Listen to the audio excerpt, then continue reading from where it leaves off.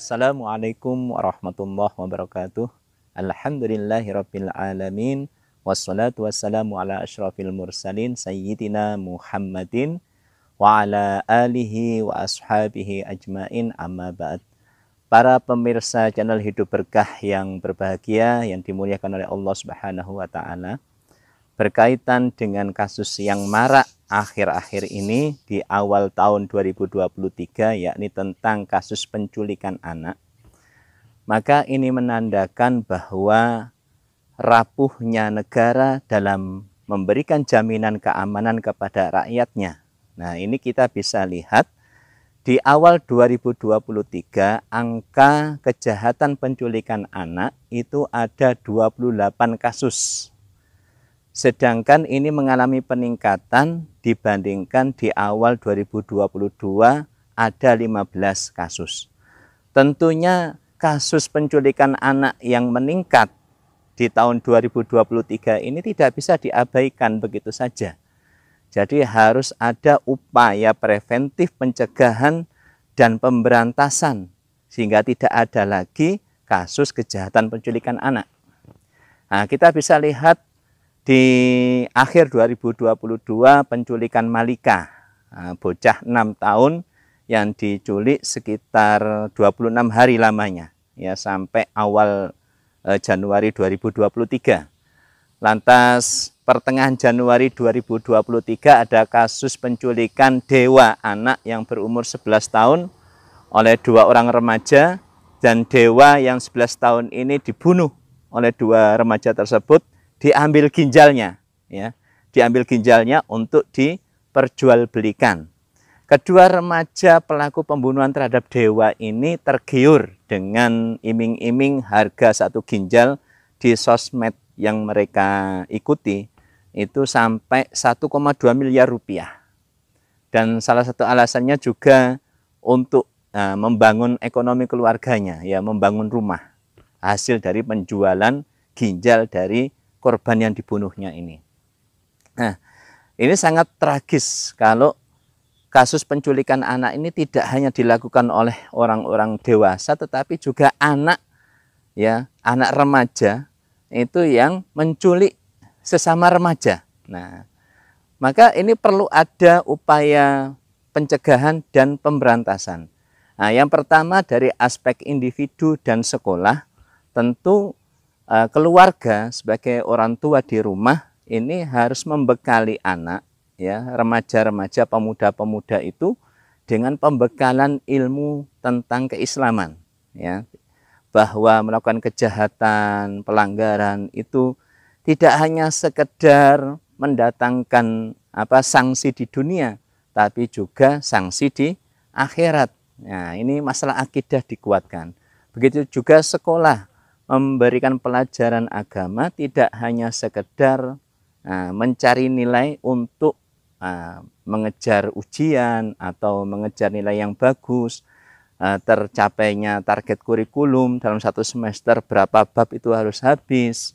Tidak hanya itu, tapi bagaimana anak didik itu mampu untuk menerapkan hingga sesama teman, sesama pemuda, sesama remaja tidak melakukan kejahatan. Ya, ini di samping itu penjemputan anak itu dipastikan bahwa yang menjemputnya, yang menjemput anak, yang menjemput remaja di sekolah itu adalah orang-orang yang dikenal oleh anak, dikenal oleh remaja tersebut, dan berkoordinasi dengan pihak sekolah. Ini yang pertama dari aspek individu dan sekolah.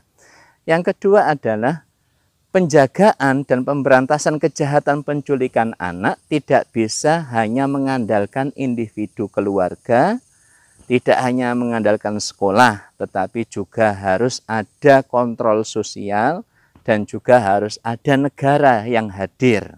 Nah, kita bisa lihat yang pertama tentang hadirnya negara. Salah satu motif, ya, penculikan anak adalah faktor ekonomi. Dengan iming-iming harga jual ginjal yang diambil dari korban yang dibunuh itu sangat mahal, ini menandakan bagaimana rakyat masyarakat itu ya beban ekonomi kehidupan yang sulit, daya beli masyarakatnya itu rendah, rakyatnya rendah, mencari pekerjaan sulit, maka jalan pintas yaitu melakukan kejahatan, salah satunya penculikan anak. Itu bisa diperjualbelikan, trafficking, atau organnya diambil untuk diperjualbelikan. Maka di sini negara harus hadir mengatur perekonomian, menjamin kesejahteraan rakyat. SDA sumber daya alam itu dikelola negara dan diberikan untuk sebesar-besarnya kemakmuran rakyat. Jadi SDA sekarang yang dieksploitasi oleh korporasi baik asing maupun dalam negeri, ya swasta itu harus dinasionalisasi. Maka dengan begitu negara memiliki sumber keuangan yang memadai untuk mensejahterakan rakyatnya.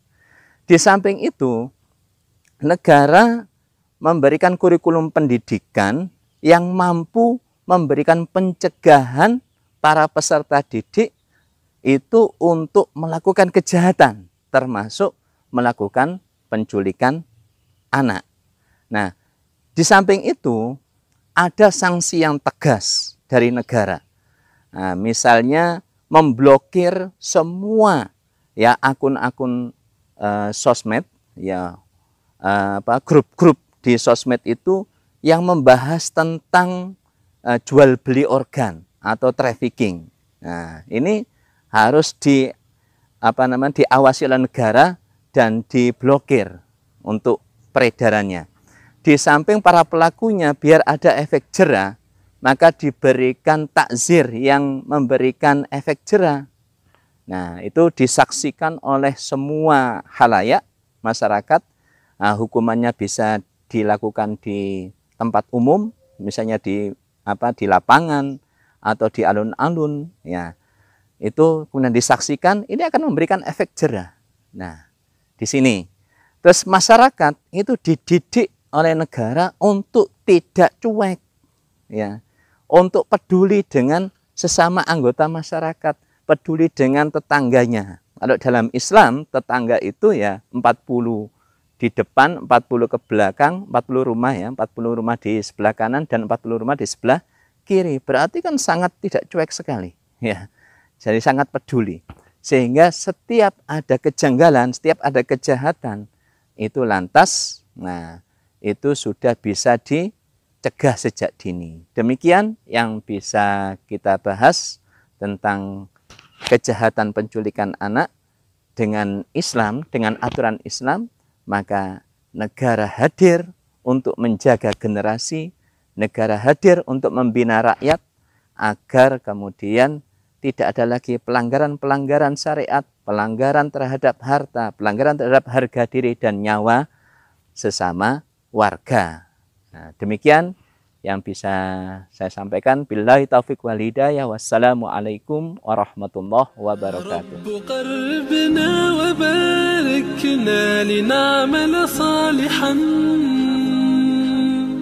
في يدي رسالة التغيير